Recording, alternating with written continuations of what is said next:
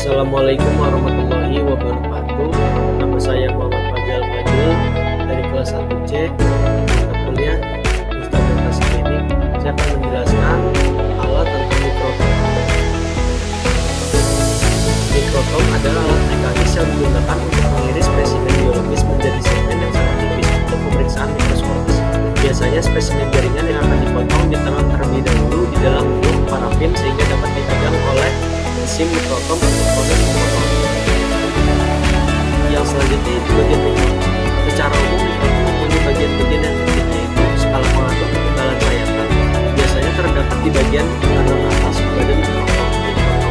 Skala ini dapat digeser ke kiri dan ke kanan sesuai dengan ketebalan sayatan yang diinginkan.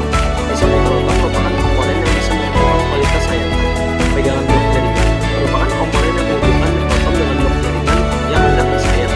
Pengatur jarak berfungsi untuk mengatur blok jaringan dengan posisi. Selanjutnya itu jenis mikrotom yang umum digunakan. Yang pertama adalah hand mikrotom, umum digunakan untuk memotong jaringan tumbuhan karena karakteristiknya yang tipis dan aktif. Yang kedua yaitu mikrotom geser, umum digunakan untuk memotong jaringan tumbuhan karena karakteristiknya yang tipis dan aktif.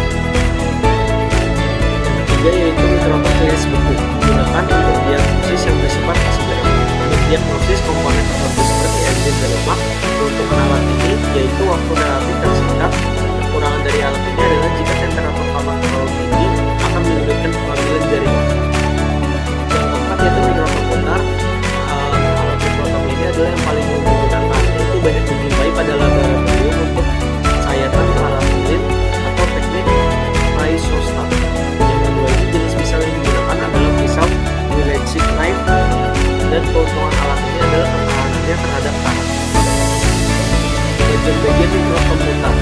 Pertama yang penjepit kaset, yang kedua penjepit pisau, yang ketiga bak limbah potongan jaringan, yang keempat rak penyimpanan, yang kelima pengunci roda berputar, yang keenam roda pemutar halus, yang ketujuh tuas untuk mengaktifkan rem tangan, yang kedelapan yaitu tuas pengunci penjepit pisau, yang ke-9 tuas mengarah posisi penjepit kaset, yang ke-10 roda pemutar kasar, yang ke-11 tuas untuk mengaktifkan mekanisme pemotong kasar, yang ke-12 tuas pengunci untuk mengarah posisi penjepit pisau, yang ke-13 skala ketebalan potongan, yang ke-14 knob tambahan untuk mengatur ketebalan potong.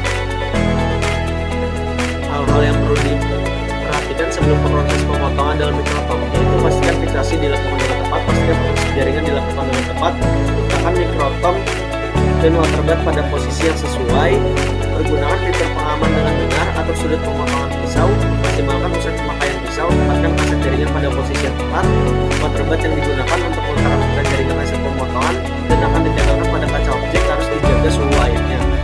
Pastikan blok jaringan dalam keadaan dingin, penjepit harus terpasang kuat, namun tidak terlalu kencang. Dan yang terakhir itu pastikan mikrotom dan kaca objek yang digunakan dalam keadaan bersih. Yaitu selanjutnya langkah penggunaan potong kasar. Yang pertama, pasang dan jepit kaset jaringan pastikan roda pemutar dalam keadaan terkunci. Yang kedua, pasang dan atur sudut penjaringan pisau dan kencangkan. Yang ketiga, tempatkan blok jaringan pada posisi yang tepat dengan mengatur tuas pemotong kasar. Yang keempat, buka pengunci tuas pemutar. Yang kelima, gerakan roda pemutar secara perlahan sampai blok jaringan sedikit mengenai permukaan pisau. Yang keenam, tekan tuas pemotong kasar. Yang ketujuh, mulai proses pemotongan dengan memutar roda pemutar searah berjam. Pastikan proses pemotongan ketika permukaan jaringan sedang terbuka. Yang ke-9 yaitu lepaskan tuas pemotong kasar. Yang selanjutnya yaitu langkah penggunaan potong halus. Pasang dan jepit kaset jaringan, pastikan roda pemutar dalam keadaan terkunci. Pasang dan atur sudut penjaringan pisau dan kencangkan. Atur ketebalan jaringan diinginkan dengan memutar kemampuan ketebalan dan memperhatikan skala ketebalan. Gunakan sisi pisau yang berbeda untuk proses potong kasar dan potong halus dan bergeser posisi pisau. Pastikan pisau sudah terpasang dengan kuat. Mulai proses pemotongan dengan memutar roda pemutar searah jarum jam.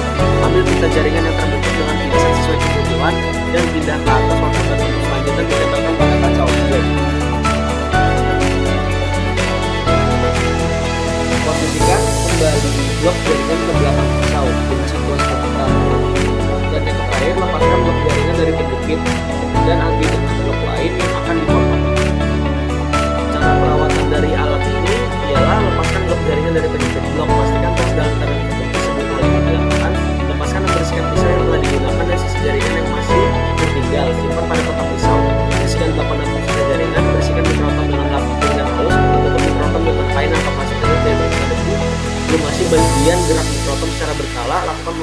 berkala minimal 1 tahun sekali oleh teknisi. Troubleshooting dari alat ini, yang pertama, jika parafen terlalu keras, pilihlah parafen yang lebih lunak. Jika ruangan blok atau terlalu panas atau dingin, turunkan suhu. Jika sudut jarak pisau kecil, maka tingkatkan kemiringan sudut sekitar 3-8 derajat. Pisau kotor harus diganti dengan pisau yang baru. Permukaan blok tidak rata, itu menandakan panahan blok harus disejajarkan sehingga bagian atas dan bawah blok sejajar dengan bilah dan sisi balok harus tegak lurus dengan pisau.